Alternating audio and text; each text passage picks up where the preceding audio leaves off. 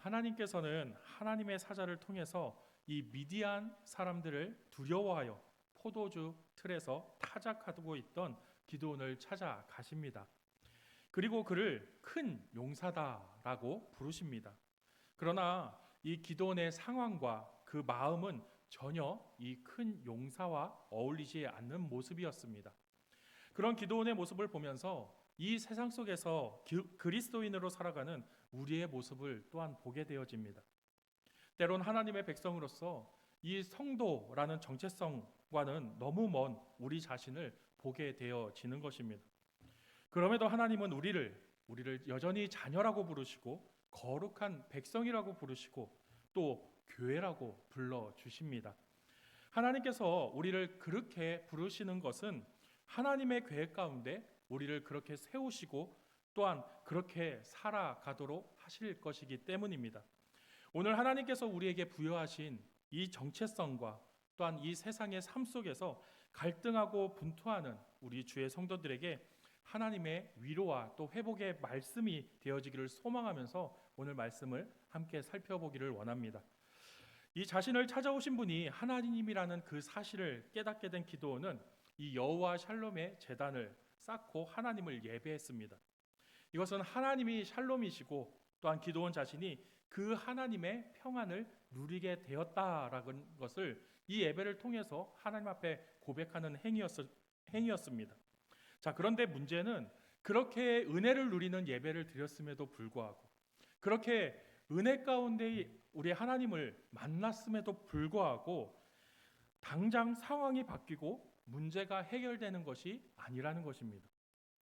그렇게 하나님이 찾아오셨고 샬롬의 하나님을 만났음에도 여전히 이스라엘에게 또 기드온에게 이 미디안이라는 문제는 해결되지 않고 여전히 똑같은 문제로 남아 있다라는 것입니다.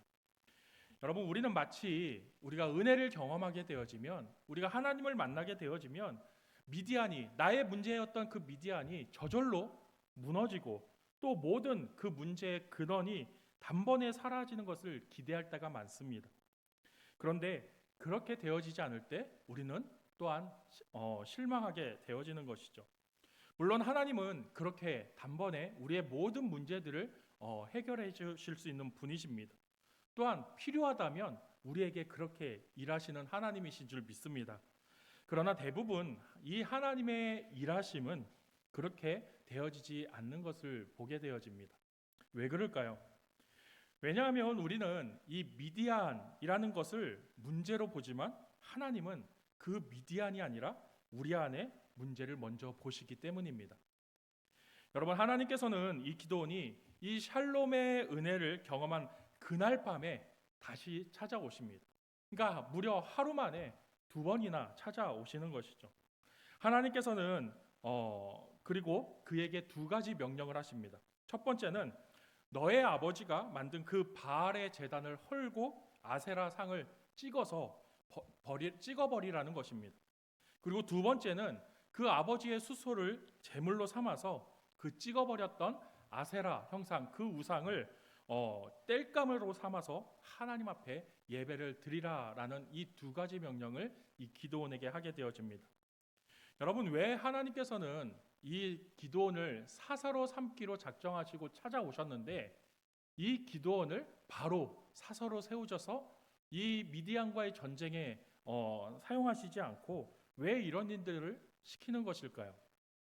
이 바알의 제단과 아세라상은 이 기드온의 아버지인 요아스의 집에 있었습니다.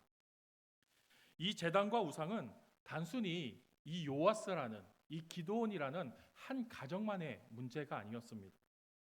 이후에 이 제단과 또한 이 우상을 허문 일 때문에 그 성읍 전체가 난리가 난 것을 우리는 보게 되어집니다. 여러분, 이 말이 무슨 말입니까?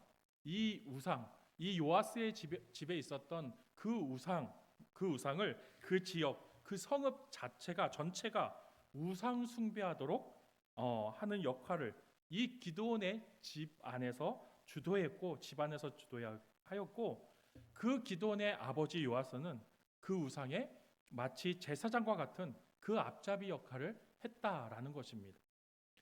여러분, 성경에서 이 기드온이 이 우상 숭배를 했다라는 말을 우리는 찾을 수 없습니다. 그러나 이 아버지가 그 우상의 제사장 역할을 하고 또 온 성읍이 그 아버지의 집에서 우상 숭배를 했다면 여러분, 기드온도 바로 그 일에 동참했을 것이라고 보는 것이 타당하다라는 것입니다. 또한 여러분, 하나님께서 이 기드온을 처음 찾아가셨을 때 모습을 기억하십니까? 하나님에 대한 어떠한 믿음도 없고 기대도 없었던 그 모습을 보았을 때 이 우상 숭배를 거부하면서 이 기드온 혼자 그 거룩함을 지켰을 것 같지도 않다라는 것이죠. 여러분, 그렇기 때문에 하나님은 먼저 그 기드온 안에 있는 그 불신앙과 또한 이 우상 숭배의 죄악을 잘라버리길 원하셨던 것입니다. 여러분, 이 바알의 제단을 헐라라고 하는 이 나타츠라는 단어의 의미는 무너뜨리다, 또한 철저하게 제거하다라는 뜻을 갖고 있습니다. 또 이 아세라상을 찍어버린다라는 이 카라트라는 단어의 의미는 베어내다, 또한 끊어버린다라는 뜻을 가지고 있습니다. 여러분, 하나님은 우리에게 이 미디안이 문제라고 말씀하시지 않으셨습니다. 하나님은 우리 안에 이 바알과 아세라를 사랑하는 것이 문제이고 또한 그렇기에 그것을 끊어 버리기 위해서 완전히 제거하기 위해서 그 일들을 통해서 우리 안에 먼저 그 거룩함을 회복하기를 원하신다라는 것입니다. 여러분, 그것이 모든 문제를 완전히 해결하시고자 하는 하나님의 완전한 일하심의 방법이라는 것이죠. 여러분, 우리 안에 내 안에 끊어버려야 할 이 바알과 아세라는 무엇입니까? 그것들이 내 안에 하나하나 끊어져 나갈 때 우리 가운데 하나님과의 그 관계는 점점 더 회복되어지고 깊어질 줄 믿습니다. 여러분, 존 칼빈은 인간의 마음을 우상 공장이라고 말했습니다. 우리 안에 그만큼 많은 우상들이 있고 또 끊임없이 그 우상들을 만들어내는 그러한 제약들이 우리 가운데 있기 때문입니다. 여러분, 내 안에 영적 회복이 일어나면 내 삶에 이 외적인 회복도 있게 되어질 줄 믿습니다. 여러분, 삭개오를 기억하시죠? 부자였지만 이 로마에게 세금을 갖다 바치는 이 세리장이었기 때문에 사람들의 손가락질을 당했던 사람이 바로 이 삭개오였습니다. 그렇기 때문에 이 사람은 외로운 사람이었죠. 외톨이였던 사람입니다. 그런데 어느 날 예수님은 그런 삭개오를 찾아가셨고 그리고 그의 이름을 불러주셨고 또 삭개오는 예수님을 자신의 집으로 또 초대할 수 있는 그 기쁨을 누리게 되었습니다. 자, 그런데 그렇게 예수님과 한 상에서 식사를 하는데 교제를 하는데 이 사람들의 수군거리는 소리가 들렸습니다. 그 소리는 삭개오를 욕하는 소리가 아니었습니다. 자신과 함께 해주시고 또 자신의 집에 찾아와 주시고 자신과 교제하는 그 예수님을 욕하는 소리였습니다. 사람들은 예수님을 판단했습니다. 거룩한 척하더니 돈을 밝힌다라고 욕했습니다. 저 하나님과 민족을 버린 자들, 저 악한 악인과 함께하는 그 예수님을 욕했습니다. 그때 이 삭개오 안에 참을 수 없는 무언가가 끓어오르기 시작했습니다. 그리고 그는 이렇게 선포합니다. 내 재산의 반을 가난한 자들에게 주고 거짓으로 내가 돈을 얻게 되는 일이 있다면 그것을 4배나 갚겠습니다. 여러분, 이 삭개오의 이 고백은 돈이라는 우상 때문에 나라와 민족과 또 어쩌면 하나님까지 버린 그의 최고의 가치인 그 돈을 포기하는 일이었습니다. 그리고 이제는 율법을 지키고 다시 하나님의 백성으로 살겠다라는 선포였습니다. 여러분, 예수님을 통해 하나님의 사랑이 그 안에서 회복되어지니까 그 돈이라는 우상을 버리고 또한 그 우상 때문에 잃었던 하나님과 또한 사랑과의 그 관계가 회복되어진 것입니다. 그리고 그런 삭개오에게 예수님은 구원이 오늘 이 집에 이르렀다라고 구원의 회복을 선포하셨습니다. 여러분, 이 일에는 우리 자신의 결단이 필요한 줄 믿습니다. 하나님이 은혜를 주시지만 그 은혜에 반응하는 우리의 모습이 필요하다는 것입니다. 여러분, 삭개오의 그 선포가 그냥 되어졌겠습니까? 자신이 손가락질 당하면서도 그토록 사랑했던, 그토록 포기하지 못했던 그 돈을 포기하는 일이 쉬웠겠습니까? 기드온도 마찬가지였습니다. 하나님을 만나고 은혜를 받기는 했는데 하나님의 말씀에 순종하는 그 일은 두려운 일이었다라는 것입니다. 결단이 필요한 일이었다라는 것입니다. 기드온은 두려웠지만 이 10명의 종을 데리고 하나님의 말씀대로 그 바알과 아세라의 우상을 파괴했습니다. 여러분, 그런데 본문은 이렇게 그의 행동에 대해서 이렇게 표현합니다. 이 일을 감히 낮에 행하지 못하고 밤에 행하니라. 여러분, 왜 기드온은 밤에 이 일을 행하지 못하고 낮에 행하지 못하고 밤에 행했던 것입니까? 본문은 사람들을 두려워했기 때문이다라고 말씀해주고 있습니다. 하나님께서는 기드온을 만나 주셨고 기드온은 또한 샬롬의 은혜를 누렸습니다. 그리고 그날 밤에 다시 한번 찾아오시는 그 하나님의 은혜를 경험했다라는 것입니다. 그럼에도 우리는 두려워할 수 있다라는 것입니다. 여러분, 그 은혜를 경험했다고 해서 우리가 당연하게 믿음으로 사라지는 삶은 여러분 이 땅에 없습니다. 우리가 주일에 이 예배를 통해서 많은 은혜를 누렸다고 해서 여러분 다음 날 월요일 출근하여서 우리가 마치 갑자기 새로운 사람으로 바뀐 것처럼 그렇게 살아갈 수는 없다라는 것입니다. 그렇다면 하나님의 은혜는 우리에게 아무 쓸데없는 것입니까? 그렇지 않습니다. 그 은혜가 있었기 때문에 우리는 두렵지만 감히 낮에는 행하지 못했지만 결단해서 밤에라도 순종할 수 있게 되어지는 것입니다. 하나님의 은혜가 우리를 그렇게 변해가게 하시는 줄 믿습니다. 여러분, 우리에게는 은혜와 결단과 또한 순종이 필요합니다. 우리 에베소서 4장 22절과 24절 말씀을 한번 같이 읽어보도록 하겠습니다. 시작. 너희는 유혹의 욕심을 따라 썩어져가는 구습을 따르는 옛사람을 벗어버리고 오직 너희의 심령이 새롭게 되어 하나님을 따라 의와 진리의 거룩함으로 지으심을 받은 새 사람을 입으라. 아멘. 여러분, 구원을 받은 우리는 죄와 싸울 그 새 사람의 정체성을 가지게 된 줄 믿으시길 주의 이름으로 축원합니다. 여러분, 그러나 여전히 썩어져가는 구습을 따르는 그 옛사람의 모습으로도 살아갈 수 있는 것이 우리 자신이라는 것입니다.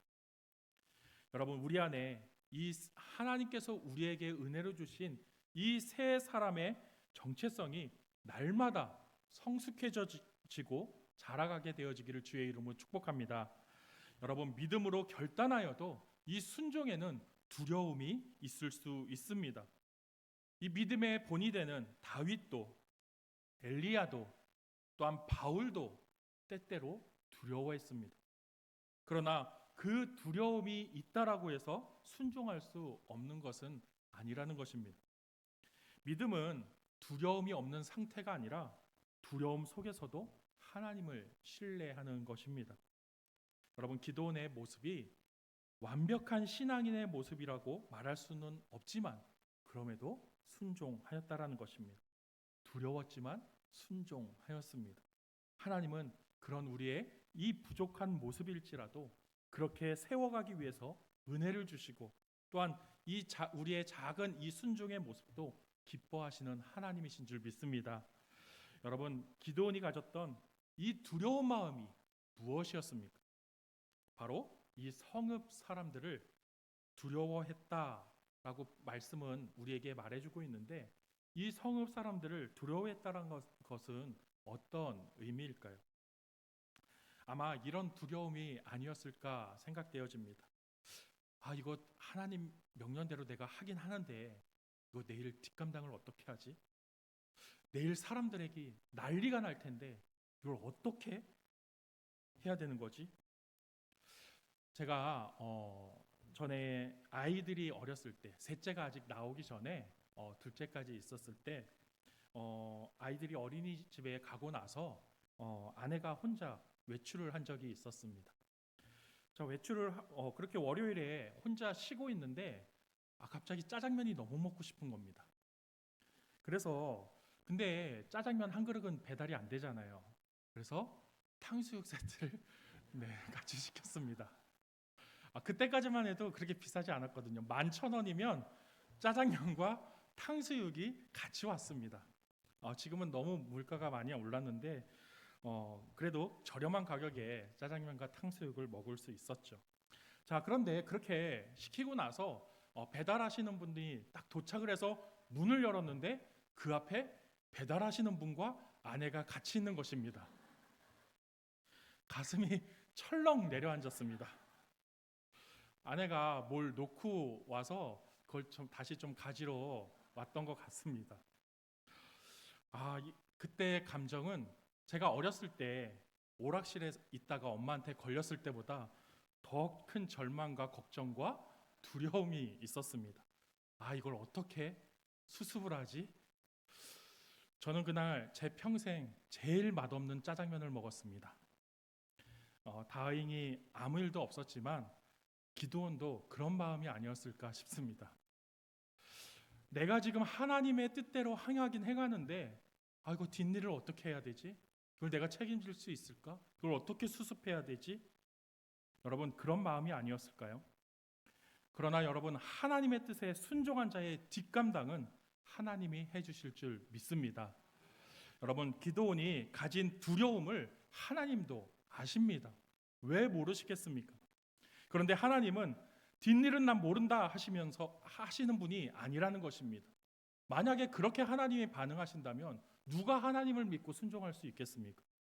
여러분, 기드온의 염려대로 다음 날 난리가 났습니다. 온 성읍이 들고 일어났습니다. 사람들은 당장에 이 기드온을 내놓으라고 말합니다. 그가 죽을 짓을 했다라는 것입니다. 그리고 그 아버지 요아스의 집에 모여들었습니다. 자, 그런데 이 아버지 요아스는 사람들에게 너희가 바알을 대신하겠느냐? 너희가 바알보다 능력이 뛰어나냐? 너희 지금 바알을 무시하는 거니? 그런 자가 있다면 바알이 죽일 거야 라고 말하면서 이 위기를 넘기게 되어지게 됩니다. 그래서 사람들은 이 기드온을 바알과 다툰 자라는 의미에서 여룻바알이라는 별명을 붙여 주었습니다. 여러분, 이 기드온이 두려워했던 그 이유, 이 성읍 사람들을 두려워했던 그 두려움을 누가 해결해 주었습니까? 아버지 요아스가 해결해 주었습니까? 아버지니까 너무나 당연히 도와준 것일까요? 이 아들이 지금 당장 사람들에게 몰매맞게 생겼으니까 어쩌면 생명을 잃을 수도 있으니까 내가 나서서 막아줘야지, 이것이 당연한 일일까요? 물론 아버지 입장에서 생각해 보면 그럴 수도 있을 것입니다. 그러나 그렇지 않을 수도 있었을 것이라는 것입니다. 여러분, 한번 상상해 보십시오. 아버지가 절의 주지 스님인데 어느 날 갑자기 아들이 예수를 믿더니 밤에 불상을 다 깨부수고 태워버렸다고 하면 여러분, 지금 시대에도 아버지가 그 아들 다리 몽댕이를 다 부러뜨리 놓지 않겠습니까? 하물며 이 시대는 어떤 시대입니까? 고대의 중동이었습니다. 여러분, 이 중동이라는 지역은 지금도 이 종교적인 이유로 그 자녀를 명예살인하는 곳이 바로 이 중동입니다. 공식적으로는 불법이지만 여러분, 허용된 불법으로 지금 이 시대에도 여러분 그런 일들이 그 지역, 그 땅에서는 벌어지고 있다라는 것입니다. 그런데 종교 때문에 이 인신재산도 드리는 이 고대 중동의 이 종교적인 문화에서 이게 과연 당연한 일일까요? 우리의 생각처럼 그렇게 쉽게 당연하게 반응하는 문제일까요? 여러분, 아브라함의 조카 롯이 있던 이 소돔과 고모라가 심판당할 때 이 아브라함의 중보로 인해서 하나님은 롯에게 천사를 보내십니다. 그를 구원하시기 위해서 천사를 보내시는 것이죠.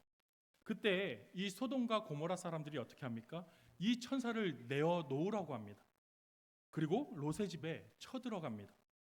이때 롯의 행동은 이 천사들을 대신하여 무엇을 내주는 것이었습니까?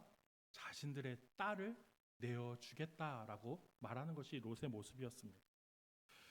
여러분, 저는 절대 롯처럼 못할 것 같습니다. 그런데 그 시대 그 문화는 그러했다라는 것입니다. 여러분, 우리가 이 이야기의 세세한 부분까지는 다 알 수 없지만 여러분, 그것이 무엇이든 이 바알과 아세라를 자신의 집에서 모셨던 이 요아스의 마음을, 아버지 요아스의 마음을 움직이시고 그 입술의 지혜를 허락하셔서 기드온을 보호하시고 해결하신 분은 바로 여호와 하나님이신 줄 믿습니다. 여러분, 그때에 이 미디안이 아말렉과 동방 사람들과 함께 다시 이스라엘을 노력하기 위해서 쳐들어왔습니다. 자신을 만나 주시고 그의 두려워했던 상황도 해결해 주신 그 하나님의 영이 기드온 가운데 함께 하셨습니다. 그 함께 하시자 하나님의 영이 함께 하시자 사사다운 기드온의 모습을 보게 되어집니다. 기드온은 나팔을 불고 함께 싸울 자를 불러 모읍니다. 이스라엘의 총사령과 같은 모습이 아닐 수 없습니다. 자, 그런데 36절부터 다시 또 이런 모습과는 전혀 다른 모습이 등장합니다. 바로 기드온이 다시 하나님께 표징을 구한다라는 것이죠. 여러분, 말이 좋아 표징이지 지금까지 만나주시고 말씀해주시고 또한 자기가 두려워했던 이 모든 상황들을 해결하신 그 하나님을 다시 시험하고 있는 것입니다. 양털을 통해서 정말 하나님이 하나님이신지, 정말 이 전쟁이 하나님의 뜻인지 시험하고 싶었습니다.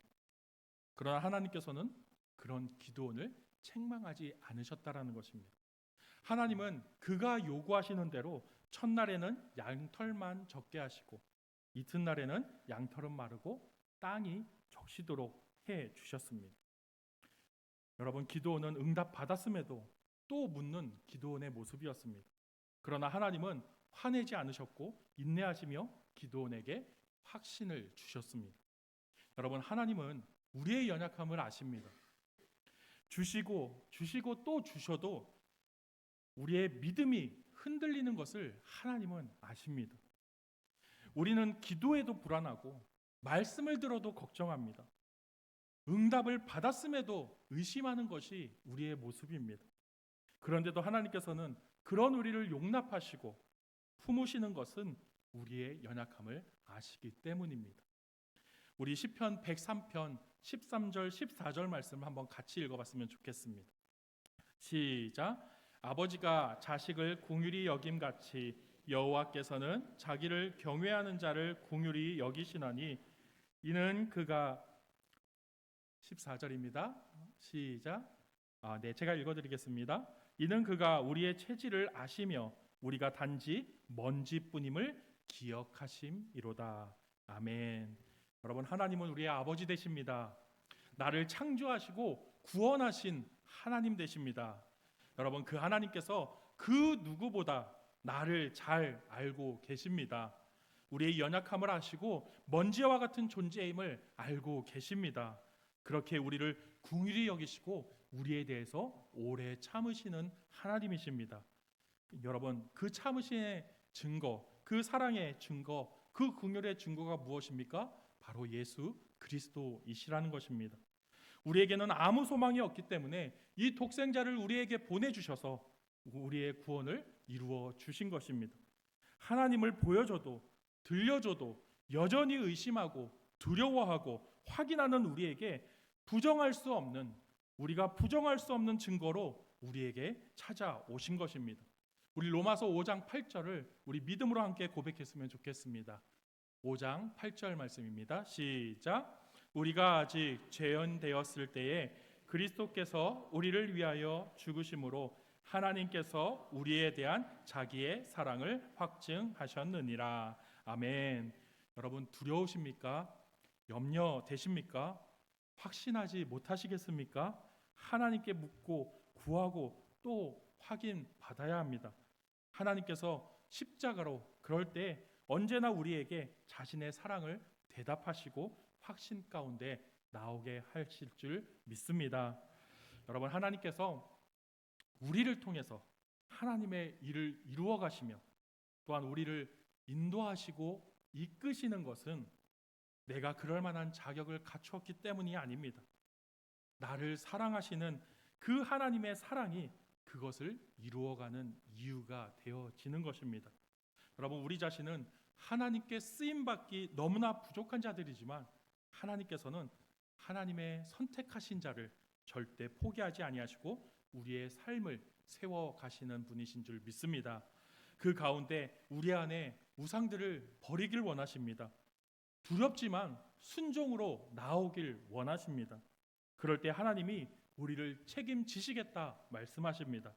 하나님은 우리의 연약함을 책망하시는 것이 아니라 나오지 않는 것을 안타까워하시는 분이십니다. 그것을 알아도 우리는 잘 나아가지 못합니다. 여러분, 지금 당장 연약한 내 모습 때문에 실망하지 마시기 바랍니다.